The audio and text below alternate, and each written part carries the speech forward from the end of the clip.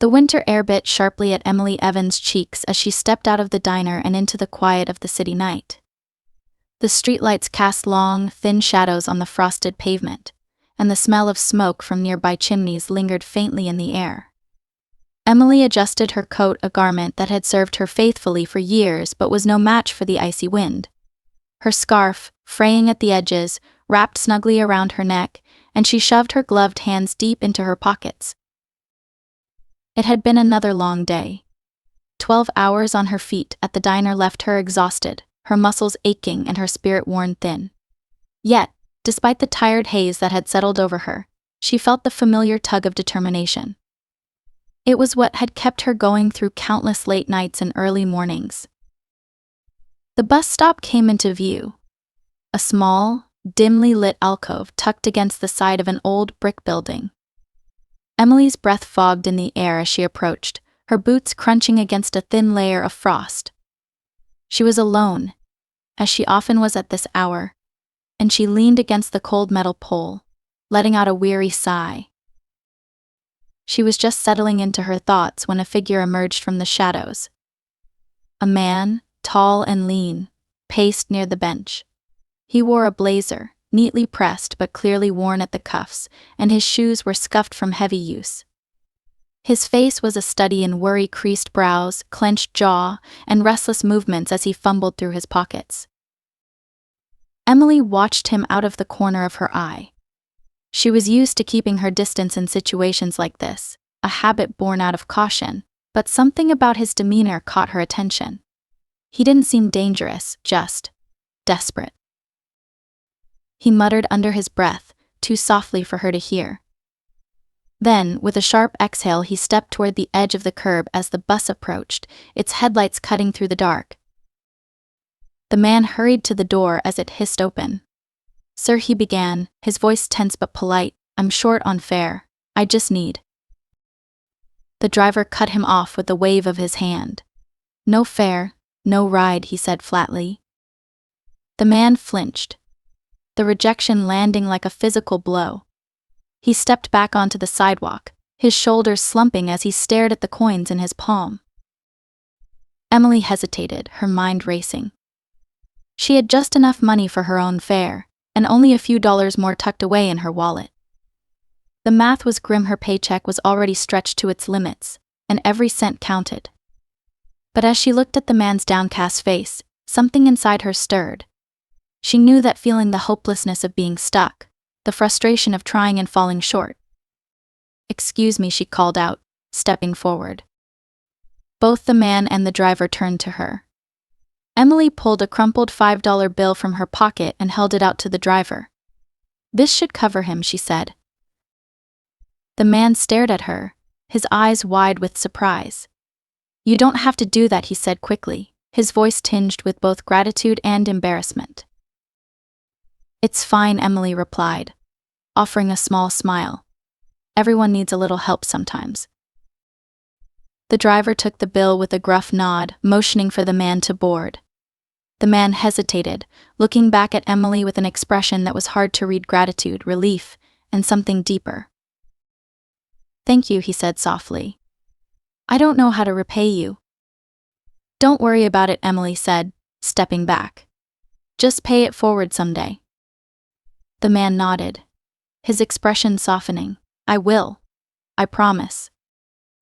As he disappeared into the bus, Emily felt a small warmth bloom in her chest. It wasn't much, but it felt good to help someone. The bus pulled away, leaving Emily alone at the stop once more. The wind picked up, and she adjusted her scarf, her thoughts drifting back to the challenges that awaited her at home. Rent was overdue, her pantry was nearly empty, and her hours at the diner had been cut back for the winter. Still, as she began the long walk to her apartment, she carried a faint hope that her small act of kindness had made someone else's night a little brighter. Back in her tiny apartment, Emily placed her bag on the counter and slumped into the worn-out armchair by the window. Her studio was modest, a single room that served as bedroom, kitchen, and living space, but it was hers. The radiator rattled as it sputtered out lukewarm heat, and Emily pulled her blanket tighter around herself as she stared out at the city lights. She thought about the man on the bus. What was his story? Where had he been trying to go? Emily shook her head, chastising herself for wondering. He was a stranger, and their paths would likely never cross again. But as she lay in bed that night, drifting into restless sleep, she couldn't shake the image of his face, the quiet desperation, the flicker of hope. It stayed with her, even as dreams took her elsewhere. The next morning, Emily woke to the blare of her alarm, the sound cutting through the stillness of her apartment. She groaned, reaching out to silence it, and stared up at the cracked ceiling above her bed. The warmth she'd felt the night before after helping the man at the bus stop had dulled beneath the weight of her daily worries. Bills. Groceries. Rent. It was always the same list, a constant loop in her mind. She had done her best to make ends meet for months now, but with her hours at the diner reduced, the math just didn't work. Her landlord had been patient so far, but patience could only stretch so far before turning into an eviction notice. By the time Emily left her apartment, the city was stirring awake. The air was just as cold as the night before, and she wrapped her coat tightly around herself as she made her way to the bus stop. When she arrived, she glanced around but didn't see the man from the previous night. She wasn't sure why she had expected to. It was just one moment, a fleeting encounter, and life had already moved on. The bus rolled up, and Emily boarded, sitting near the back by a window. As the vehicle rumbled forward, she leaned her head against the cold glass, her mind drifting to the numbers she had scrawled in her notebook the night before. Even if she lived off ramen for the next 2 weeks, she'd barely scraped together enough for rent. The diner was buzzing when she arrived, the smell of bacon and coffee heavy in the air. Emily tied on her apron and fell into the rhythm of work, greeting customers, taking orders, balancing trays, and refilling coffee cups. The hours dragged by, and by the lunch rush, her feet were already throbbing. Diane, her coworker, stopped by the counter with a wry smile. "You're looking tired, kid. Want me to take table 6 for you?" Emily shook her head, mustering a smile. "I'm fine. Thanks, though." Diane raised an eyebrow but said nothing, heading off to another table. As Emily approached table 6, she was greeted by the familiar smile of Mrs. Klein, a sweet elderly woman who came in regularly for soup and tea. "You look pale, dear," Mrs. Klein said as Emily set down her order. "Are you getting enough rest?" "Trying my best," Emily said with a small laugh. Mrs. Klein patted her hand gently. "Kind hearts like yours need looking after. Don't let the world wear you down, you hear?" Emily nodded, but the words stuck with her as she moved through the rest of her shift. By the time the clock struck 3 p.m., Emily was drained. She untied her apron and stuffed it into her bag before heading out into the chilly afternoon. The walk to the bus stop felt longer than usual, her thoughts heavy with the weight of everything that still needed to be done. When she arrived, she stopped in her tracks. Sitting on the bench was the man from the night before. He was still wearing the same blazer and scuffed shoes, but today he seemed more composed. He stood when he saw her, a warm smile spreading across his face. "I was hoping I'd see you again," he said. Emily blinked, surprised. "Oh, hi." "I wanted to thank you properly," he continued, gesturing toward the bench. "Do you have a moment?" She hesitated but nodded, sitting down as he joined her. Up close, she noticed the faint lines of exhaustion around his eyes, the subtle wear of someone who had been through a lot. "My name's David," he said, holding out a hand. "Emily," she replied, shaking it. David glanced down, his expression softening. "I've been thinking about last night, about what you did for me. You didn't have to help, but you did. That kind of kindness, it's rare." Emily shrugged, suddenly self-conscious. It was just $5. Anyone would have done the same. "That's the thing," David said. "Not everyone would. I've been in a rough spot for a while now. Last night I was heading to an important meeting about a job, one that could turn things around for me. If I'd missed that bus, I wouldn't have made it. And if it weren't for you, I'd still be stuck." Emily felt a blush rise to her cheeks. "I'm glad it worked out." "It more than worked out," David said, his voice tinged with emotion. "I got the job." His words hung in the air between them. And for the first time in a long while, Emily felt a sense of genuine pride. "I promised I'd pay you back," David added, reaching into his pocket and pulling out an envelope. "This is for you." Emily blinked, taken aback. "What? No, I can't, Aunt." "It's not about the money," he interrupted, holding the envelope out to her. "It's about what you taught me. That even when things are hard, we have the power to help each other." Her hand shook as she accepted the envelope, her mind racing with disbelief. "Thank you, Emily," David said as he stood, "for reminding me that kindness still exists. I hope this makes things a little easier for you." Before she could respond, he smiled and turned to board the bus. As the vehicle pulled away, Emily stared down at the envelope in her lap, unsure of what to think. Inside, she found a small note that read, "For kindness that inspires hope." She closed her eyes, a lump rising in her throat. For the first time in months, she felt something beyond struggle, something that felt a lot like hope. The envelope sat on Emily's kitchen table, untouched, as the evening light faded into the dim glow of her small apartment. She had read the note again and again, her heart caught between disbelief and gratitude. What could David have given her that would mean so much? Her curiosity grew stronger by the hour, but part of her felt too nervous to open it. Finally, after finishing the last bite of her modest dinner, a toasted sandwich and some tea, she sat down at the table. She stared at the envelope as if it might vanish. With trembling hands, she carefully peeled it open. Inside were crisp bills, neatly folded. She counted once, then again, unable to believe her eyes. $1,000. Emily gasped, her mind reeling.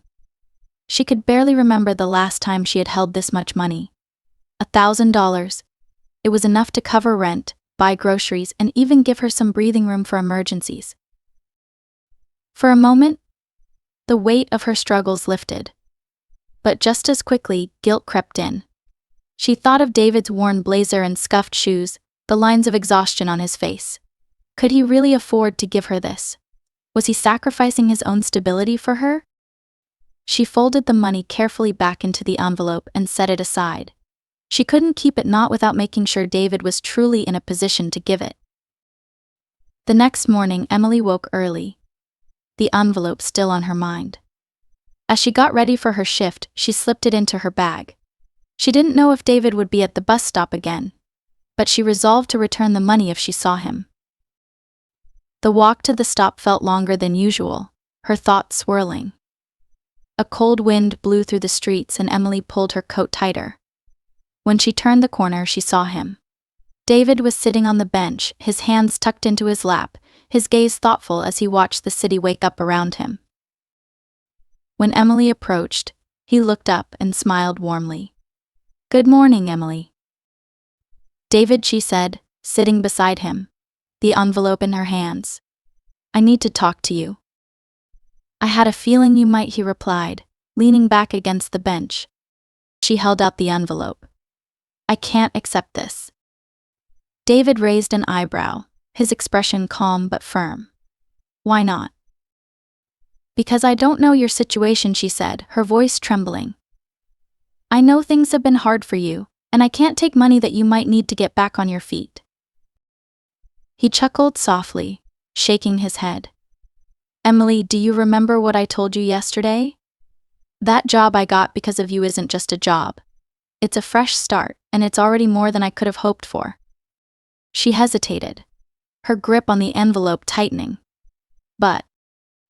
"Let me explain," he interrupted gently. He leaned forward, resting his elbows on his knees. "When my business failed a few years ago, I lost everything. I had to move out of my home, sell my car, and rely on friends to get by. I've been clawing my way back ever since. But that job I got wasn't just any job, it was a partnership with an old friend who believed in me enough to help me rebuild. Emily listened, her heart twisting at his story. I'm not saying things are perfect now, David continued. I'm still finding my footing. But this, he gestured toward the envelope, isn't a sacrifice. It's a choice. You gave me kindness when you didn't have to.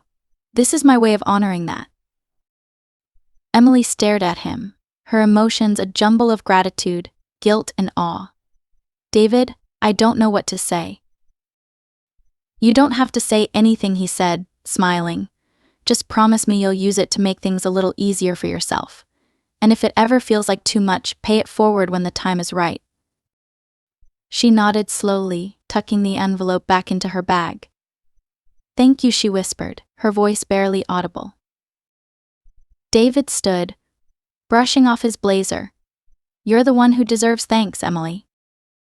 As he turned to board the bus, he glanced back at her. I'll see you around.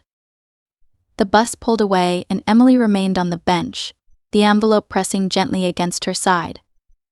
For the first time in what felt like years, she let herself imagine possibilities: paying her bills on time, having enough to eat, maybe even saving for something more. As the city buzzed to life around her, a small smile tugged at her lips. David had given her more than just money. He had given her the gift of hope. It was far from the ending, though for Emily it felt like the start of something new. The $1,000 from David allowed her a brief reprieve from the weight of her immediate struggles. She paid her overdue rent, stocked her pantry with enough food to last more than a few days, and even treated herself to a small indulgence: a scarf from a nearby thrift store, warm and soft enough to shield her from the winter chill. But life didn't pause for long. Bills continued to arrive, her shifts at the diner remained long and draining, and the security she felt from David's gift began to ebb as her savings dwindled. Despite this, she clung to his words, the promise of paying it forward someday. Several weeks passed before Emily saw David again. It was a particularly bitter morning, the frost on the pavement sparkling beneath a pale sun. She had just finished her shift and was heading to the bus stop, her breath puffing in the cold air. To her surprise, David was there, seated on the bench. This time he looked different, better. His blazer had been replaced with a well-fitted coat, and his once scuffed shoes were polished to a shine. He stood as she approached, his smile warm and familiar. Emily, he greeted her. I was hoping to run into you again. She returned his smile, though her surprise was evident. David, you're looking well. Thanks to people like you, he said, gesturing to the bench. Do you have a minute to sit? She nodded, curious, and they sat together, the morning bustle of the city humming around them. I've been meaning to tell you something, David began, his tone thoughtful. The job I took, it's more than just a paycheck. I've been working with an old business partner to rebuild my company, and things have been going better than I ever expected. That's wonderful, Emily said, genuinely pleased for him. It is, he agreed. But it's also reminded me of something important. Success doesn't mean much if you don't share it. And I couldn't stop thinking about what you did for me that night. You didn't have much to give, but you gave anyway. That kind of kindness changes lives, Emily. It changed mine. Emily shook her head, brushing off the compliment. I just gave you a few dollars, David. You're the one who turned things around. Maybe, he said with a knowing smile. But I'd like to return the favor in a bigger way. She frowned slightly, unsure of what he meant. What do you mean? David reached into his coat pocket and pulled out a small card, handing it to her. This is my business. We're expanding, and I need someone to help with operations and client management. You've got the skills I'm looking for, whether you realize it or not. Emily stared at the card, her heart racing. It was thick and embossed with the name of David's company, followed by his name and title: CEO. David, I don't know anything about running a business, she said, her voice faltering. You know more than you think, he replied. I've seen the way you handle people, the way you manage chaos at the diner. You've got a good head on your shoulders, and you care." The words hung in the air, heavy with possibility. Emily had spent so long just trying to survive that she'd forgotten what it felt like to imagine a different life, a better one. "Think about it," David said, sensing her hesitation. "No pressure. But if you're ready for a change, the door's open." Emily nodded, clutching the card as though it might slip away. "I will. Thank you, David." He stood, slipping his hands into his coat pockets. "I should be thanking you. None of this would have happened without that night at the bus stop." As he walked away, Emily remained on the bench, the card in her hands. For the first time in years, she felt a spark of hope, not just for the future, but for herself. The next few days were a blur of thought and emotion. She couldn't stop imagining what it would be like to work for David, to leave the diner behind, to step into a world that had always felt out of reach. It was terrifying, but it was also exhilarating. Finally, after much deliberation, she called the number on the card. David answered on the second ring, his voice bright with enthusiasm. "I was hoping I'd hear from you," he said. They arranged to meet at his office, a sleek, modern space in the heart of the city. When Emily arrived, she felt out of place among the polished floors and glass walls, but David greeted her with the same warmth he had always shown. Over the next hour, they talked about the job, the responsibilities, and what David envisioned for the role.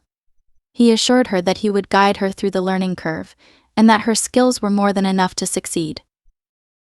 By the end of the meeting, Emily had made her decision. "When do I start?" she asked, a mixture of nerves and excitement in her voice. David grinned. "How does Monday sound?" As she left the office that day, Emily felt like a new person. The weight of her struggles hadn't vanished, but for the first time in years, she saw a path forward, one paved by kindness, hard work, and the belief that even the smallest acts could lead to extraordinary changes. Emily's first day at her new job was a whirlwind of nerves and learning. The office was bustling, with phones ringing, meetings taking place, and the hum of industry in every corner. David introduced her to the team, a small but welcoming group of professionals who treated her with warmth and respect. Her role was unlike anything she had done before. She was in charge of organizing schedules, maintaining client relationships, and ensuring that projects ran smoothly. At first, it was overwhelming. The systems were new, the pace was faster than she was used to, and the stakes felt impossibly high. But David was true to his word. He guided her patiently, offering encouragement at every turn. "You're doing great, Emily," he'd say after a particularly hectic day. "I knew you could handle this." Within weeks, Emily began to find her footing. The skills she had honed at the diner, managing chaos, anticipating needs, connecting with people, translated seamlessly into her new role. She grew more confident with each passing day, and for the first time in years, she began to dream of a future beyond just getting by. Months passed, and the transformation in Emily's life was undeniable. She had moved into a better apartment, still modest, but warm and comfortable. Her bills were no longer a source of constant anxiety, and she even had savings for the first time in years. One evening, after wrapping up a particularly successful week at work, David stopped by her desk. He leaned against the edge, his usual easy smile on his face. "You've been amazing, Emily," he said. "I don't say that lightly. You've been instrumental in helping us grow." Emily blushed, brushing a stray hair behind her ear. "Thank you. It's been a lot, but I've loved every minute of it." David nodded, his expression growing serious. "You know, I've been thinking a lot about how all of this started. That night at the bus stop, it feels like a lifetime ago, doesn't it?" "It does," Emily agreed, her mind drifting back to the cold, desperate night when they first met. "I've told you before that you reminded me of the kind of person I wanted to be," David said. "But what I didn't tell you is how much of a difference you've made since then. Not just in my life, but in the lives of everyone here." Emily looked down, her heart full. "You've given me so much, David. I don't know how I'll ever repay you." You already have, he said simply. By being you. Later that week, during a team meeting, David announced the company's most ambitious project, yet a new initiative designed to help small businesses access affordable consulting services. He turned to Emily in front of the team and said, "This initiative wouldn't be possible without Emily's contributions. Her dedication and insight have been invaluable." The room erupted into applause, and Emily, though flustered, felt a deep sense of pride. The initiative launched to great success, and as it grew, Emily saw firsthand how her work was helping others. She met business owners who reminded her of herself, struggling to make ends meet, but full of determination. Each time she saw their gratitude, she thought of David's words, "Pay it forward when the time is right." One quiet evening, Emily sat by her window, looking out at the city lights. A steaming cup of tea rested in her hands, and a smile played on her lips. Her life had transformed in ways she never imagined, all because of a single moment of kindness. The journey hadn't been easy, but it had taught her something profound. Every choice, no matter how small, could ripple outward in ways she could never foresee. And when those ripples were rooted in compassion, they had the power to change everything. As she sipped her tea, her phone buzzed with a message. It was from David. "David, I hope you're proud of yourself, Emily. You've come so far. This is only the beginning." Emily smiled, her heart full. She didn't know what the future held, but she knew one thing for certain: she was ready for it. And in the quiet of her apartment, she made a promise to herself, to David, and to the world that she would keep choosing kindness, no matter where it led.